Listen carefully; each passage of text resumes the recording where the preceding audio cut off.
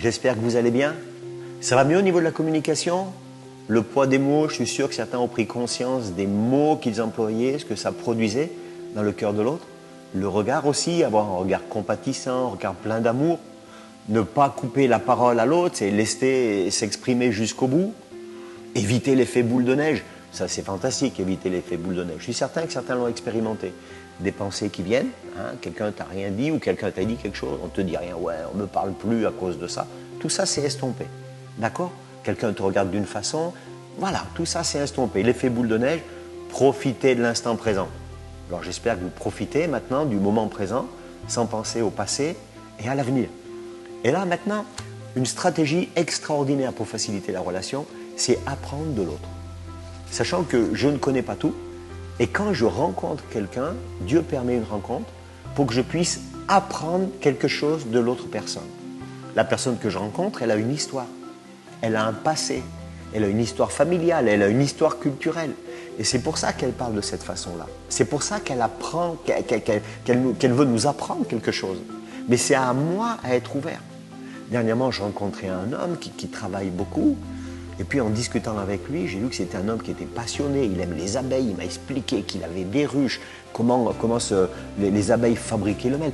Et j'ai découvert un homme passionné, j'ai appris le fonctionnement de cela. C'est fantastique.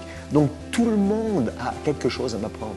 C'est-à-dire que l'autre finalement devient une école vivante pour moi.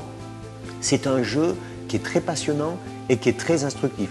En 5 minutes, j'ai appris plus vite que si j'avais vu un reportage de plusieurs heures sur les abeilles avec mon ami là. Donc l'autre devient une école vivante. Moi, j'aime rencontrer des nouvelles personnes. Et chaque fois que je rencontre quelqu'un, je dis Seigneur, qu'est-ce qu'elle peut m'apprendre? Dernièrement, je suis avec mon petit-fils que je n'avais pas vu depuis quelques jours. Il vient vers moi et j'ai appris. Parce qu'il vient et puis du bout de la salle, c'était à l'église. Et puis j'entends papi, papi. Et puis en courant, il vient dans mes bras. Et moi je me baisse, j'ouvre les bras comme ça. Vous savez quoi? J'ai appris l'amour du Père. Et j'ai même prêché là-dessus. Et je me suis dit, mais Seigneur, que je puisse avoir ce même zèle, cette même amour, cette même passion, pour quand je ne te revois pas depuis quelques jours, je puisse sauter dans tes bras. Vous voyez, même dans les petits détails comme ça peut paraître des détails insignifiants, l'autre devient une école pour moi. Alors, je voudrais vous laisser un verset, Éphésiens 4, au verset 2.